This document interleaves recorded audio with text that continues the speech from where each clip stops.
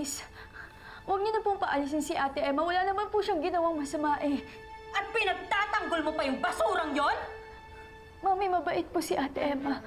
At naniwala ka naman sa kanya. Hindi mo kilala ang pamilya nila Emma. Alam mo bang ang nanay niya mukhang pera? Kaya siya nagbabait-baitan kasi kailangan nila ng pera. Hindi po yung totoo. Ano nangyari? Nay, si Muki, nag-aalala ako baka saktan siya ni Ma'am Olive. Si Muki pa talaga iniisip mo? Ang isipin mo yung trabaho mo, nawala. Kasi ang tigas-tigas ng ulo mo. Mami!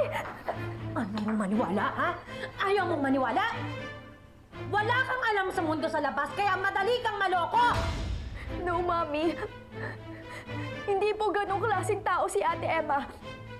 At kung panloloko man po yung ginagawa niya, hahayaan ko siya. Wala po akong paki, Mami, dahil sumasaya po ako sa kanya.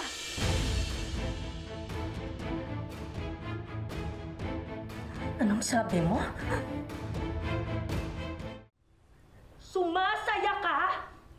Kapag kasama mo si Emma?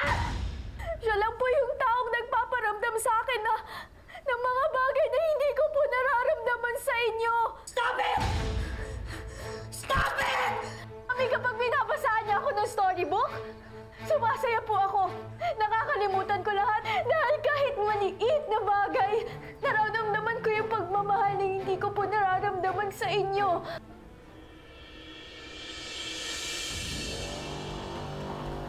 Ito ba, ha? Mami! No!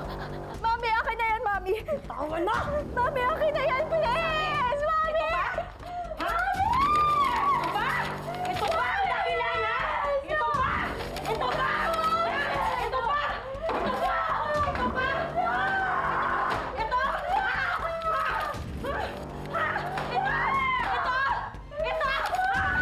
Ito? Ito? Ito? Ito?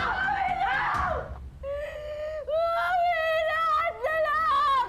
Lahat na lang pinagbabawal niyo sa akin! Lahat na lang!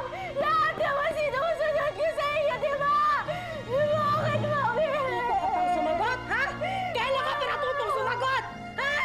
Mami, bakit ayaw niyo ba ako maging masaya?